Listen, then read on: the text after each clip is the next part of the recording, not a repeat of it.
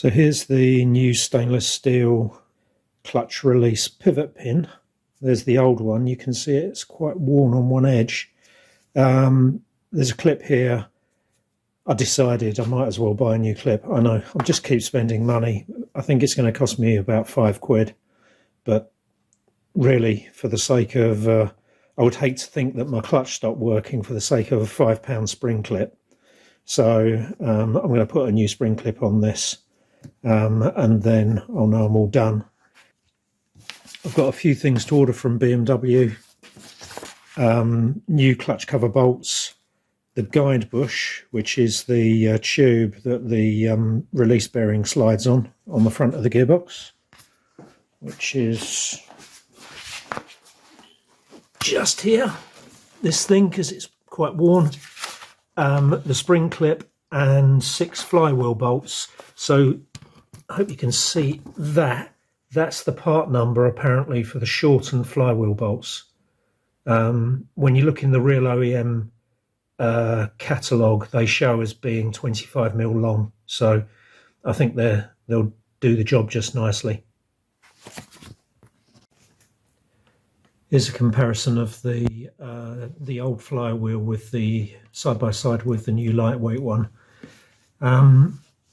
So you can see the reason you can't just use any old flywheel is it has to be the same height from, you know, the bottom of the ring gear up to the mating surface of the actual, you know, flywheel where the clutch plate sits. But otherwise they're completely different. This is just a solid piece, and obviously this is a multi-piece. This dual mass thing has got multiple parts to it. The other thing, of course, are the bolt lengths. So this is the bolt from the original, and this is the new bolt for the modified, you know, the lightweight flywheel. And as you can see, if I sit those side by side there, and if I get out of the light, you can see they're quite different. Obviously the thread pitch and I think it's an M, is it M12? I think it's an M12, can't remember. But obviously the thread size is the same, but the length of thread obviously is completely different. And but I think they're both T60. Let's get a T60 wrench and check.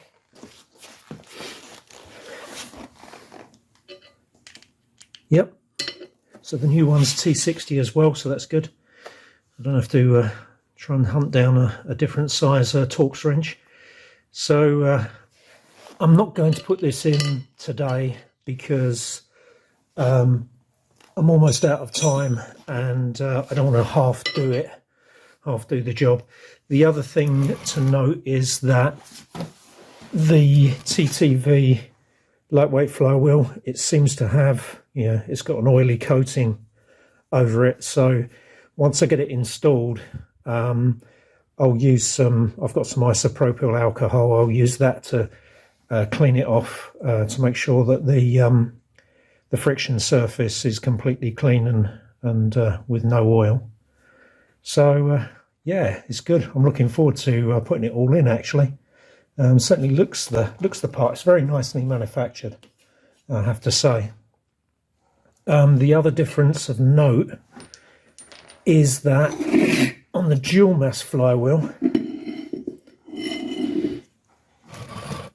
it's got this, which is where you put a pin through the block and into the flywheel when it's set to top dead center to hold the engine at TDC. There is no pin on or no hole. At least I don't believe there is. No, there's not. There's nothing on the back of the TTV one. No similar thing. So when you set top dead center, you have to do it with a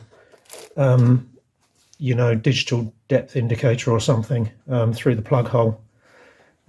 Which it's a bit of a shame, really. It would have been good if they had to put the timing hole into the lightweight flywheel, but anyway, that's just something we'll have to cope with.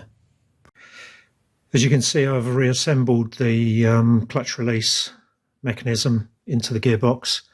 So the guide tube is new, the release mechanism's new. The kit came with a clutch release. Well, we used to call them a fork. It's not really a fork anymore, is it? But it comes with one of those, which I'm not quite sure why, because I can't see how they ever wear out. But hey, I thought I'd install it anyway. I did put a new clip there, and I installed the stainless steel. You can just about see it there, the stainless steel pivot pin. There was some question in my mind about whether I should put grease on this, any of it. I watched a video by a guy from a BMW motorsport organisation, and he put a very, very fine smear of grease on the release tube and on the spline. I've done the same, and it is really fine. I'm sure you can see. You probably can't even see the grease on it. And to make absolutely sure, I put the pressure plate onto the spline and slid it back and forth, and any residual amount that it sort of kicked up, I wiped away. So it's got the very merest hint of grease on it. And this is the grease that I used. It was the one recommended by the guy actually on the video.